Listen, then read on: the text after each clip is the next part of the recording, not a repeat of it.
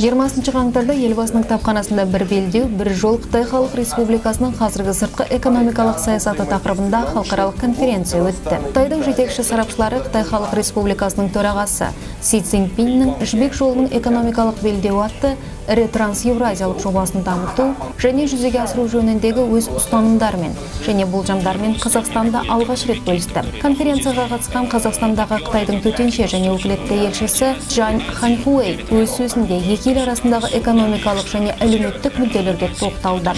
Қазақстан тарапынан өз ойын білдірген Қазақстан Республикасы президенті кеңсесі бастығының орынбасары Бақытжан Темірболат бұл жоба инфрақұрылым, өнеркәсіп, сауда және қызмет салаларындағы көптеген жобаларды біріктіріп, Қытайдың батыс бөлігінің аумағын ғана емес, сондай-ақ Еуразия орталығының дамуы үшін тұрақты және қауіпсіз ортаның қалыптасуын қамтамасыз етуге мүмкіндік береді деді. Жиын барысында жібек жолының экономикалық белдеуі және 21 ғасырдың теңіз жолдары тұжырымдамасы таныстырылып, оның іске асудағы алғашқы нәтижелері шығарылды. Қытайдың белгілі саяси қайраткері У Цзяньмин жібек жолының экономикалық белдеу жобасын қазіргі заманның экономикасы мен геосаяси жағдай талаптарына сай уақытылы көтерілген, сондай-ақ Қазақстан мен Қытай қатынастарын жаңа деңгейге шығаратын бастама екенін атап өтті.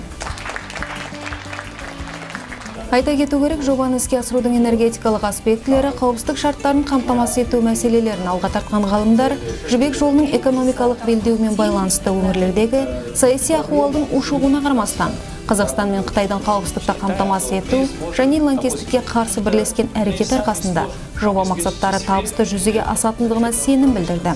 Шара қатысушыларын сондай-ақ ғарыш, инновациялық ақпараттық технологиялар, білім беру, юаньның әлемдік валютаға айналуы, альтернативті энергия және басқа да көптеген мәселелер қызықтырды.